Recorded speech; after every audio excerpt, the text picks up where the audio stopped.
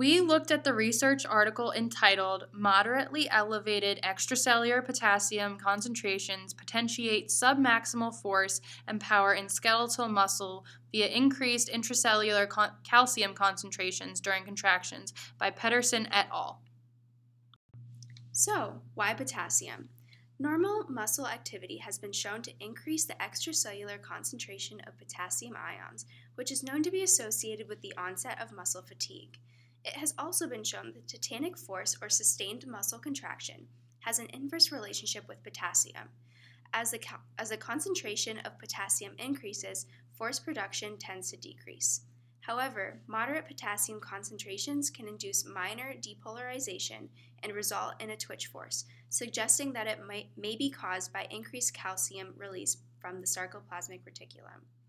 Elevated potassium may cause potentiating or inhibiting muscle force development as determined by three main factors: the magnitude of increase in potassium, the frequency of potentiation during contraction, and the duration of exposure to potassium.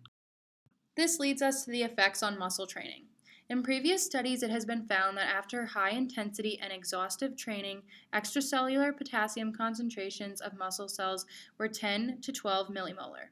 These levels were shown to cause a reduction in muscle force as compared to tetanically activated isolated muscles. However, in another study, it was found that in non-fatiguing or low-intensity activities, lower but longer-lasting increases in extracellular concentrations of potassium were sustainable. This study found that the interstitial fluid during a lower intensity activity ranged from 8 to 10 millimolar for 25 minutes out of 30 minutes of the exercise. When looking at the effect of power production on physical exercise, it is known that physical exercise involves dynamic contractions rather than remaining static. So in this experiment, muscle performance during exercise is most accurately measured as power, which is defined as the power output equaling force times the shortening velocity.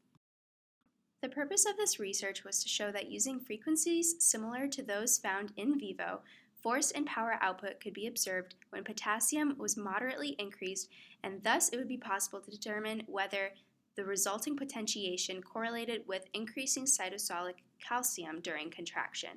The researchers hypothesized that when exposing rat muscles, the soleus and extensor digitorum longus, the EDL, to moderate levels of potassium, subtetanic isometric force and power output should increase as a result of increased calcium released from the sarcoplasmic reticulum. For a short synopsis of the methods section, slow twitch soleus and fast twitch EDL muscle samples were isolated from a group of rats and mice. They were then treated with varying concentrations of potassium in a bicarbonate buffered Krebs Ringer solution. The soleus muscles were treated with 6, 8, and 10 millimolar potassium concentrations and were stimulated with frequencies ranging from 2 to 60 Hz. The EDL muscles were treated with 9, 11, and 13 millimolar potassium concentrations and were stimulated at frequencies ranging from 2 to 80 Hz. Both EDL and soleus samples were saturated in 4 millimolar potassium Krebs Ringer solutions and tested for baseline activity at their respective frequencies. This figure represents how an elevated extracellular potassium concentration influences the potentiation, or signal transmission, of isometric forces in soleus muscle, which is the slow twitch muscle. The force in millinewtons of the soleus muscle was measured by an electromyogram to get each of these three force traces, where the y-axis represents force in millinewtons and the x-axis represents time in seconds. Then, in each of the three graphs, it depicts the soleus muscle being stimulated by 4 millimolars of potassium, as indicated in black, and 8 millimolars of potassium is indicated in red. The 4 millimolar concentration serves as a baseline. The 8 millimolar concentration is an example of the moderate concentration of potassium that was hypothesized to stimulate increased subtetanic muscle contraction. In each of these graphs depicting increasing frequency, graphs A and B show that the 8 millimolar concentration exhibited a greater force of contraction. However, in the last graph, with the highest frequency, it shows that the force produced by the 8 millimolar potassium is now below that of the 4 millimolar level. This result supports that when potassium concentrations are higher, it inhibits further muscle contraction. This figure depicts how various potassium concentrations influence the force as expressed based on the percent change from the initial force at 4 millimolar of potassium.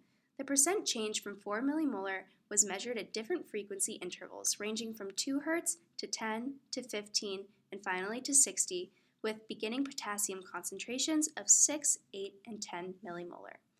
The positive numbers on the graph represent potentiation, where the action potential was successful in stimulating muscle contraction of the soleus. Where the graph is negative, it indicates a negative change in peak force from 4 millimolar potassium, which shows that contraction of the soleus muscle is being inhibited. These results support that when potassium concentrations are higher, it does inhibit muscle contraction rather than stimulating it, especially at higher frequencies of muscle contraction. These results also highlight that the optimal range for potassium concentration are more moderate at 6 and 8 millimolar, as both of these maintain potentiation of the soleus muscle at lower frequencies up to 25 Hz. This figure represents the changes in force in millinewtons observed when comparing an EDL muscle at 4 millimolar potassium concentration, which is in black on the graph, to a muscle under 11 millimolar potassium concentration, which is in red on the graph. Both muscle samples are stimulated at 2 Hz in Part A, 50 Hz in Part B, and 80 Hz in Part C. In Part A, there is a much stronger force of contraction in the muscle treated with the higher potassium concentration than the muscle treated with 4 millimolars of potassium. In Graph B, the muscle treated with 11 millimolar still has a higher force of contraction than its 4 millimolar treated counterpart. Finally, in Graph C, the two treatment types have equally large forces of contraction.